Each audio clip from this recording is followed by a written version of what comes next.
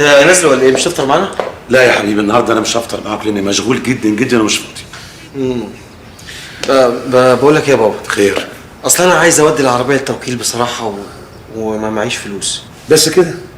حاضر يا سيدي، اتفضل. وانا يعني عندي اغلى منك يا سلوي. خد الفيزا كارت دي، اصرف منها اللي انت عايزه وبقى رجعها لي بالليل يا حبيبي. حبيب قلبي يا بابا اللي بتخلص انت على طول. بقول لك ايه، وانا سمعتك كده وانت بتخانق مع ماما بالليل، هو في حاجه؟ لؤي، ما تجيبليش سيرتها، سيرتها بتنرفزني، بتثير اعصابي.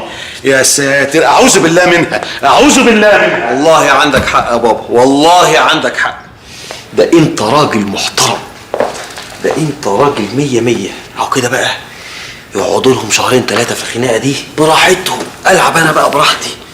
العب يا لولو قوي، ما تلعبش عادي. لؤي انا رايحه النادي، الفطار جاهز. ها؟ ده ايه الشياكه والجمال والحلاوه؟ ايه البرفيوم ده يا مامي؟ قولي لي اسمه ايه؟ بكاش. عايز ايه؟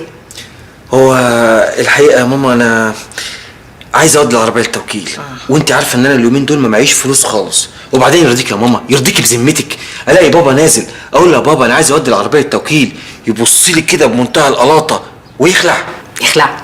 ايه الكلام السوقي ده؟ مين قال كلام؟ انا قلت يخلع؟ يخلع؟ لا لا لا، انا ما قلتش الكلام ده يا ماما، بقول يخرج يا ماما، يخرج. سامعك يا ست الكل.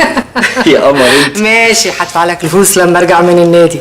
المهم عندي يا لؤي، ايه اخبار المذاكره؟ لا يا حبيبتي، المذاكره دي انا عايزك تنسيها من دماغك تماما، زي ما وعدتك. انت مالكيش عندي غير النتيجه اخر سنه وبس. انا ما بخافش غير من الثقه الزايده دي، كل سنه بتقول الكلام ده وكل سنه بتسقط.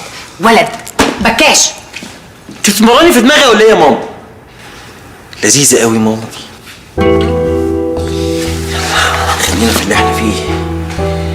افتح بقى سوسو سوسو.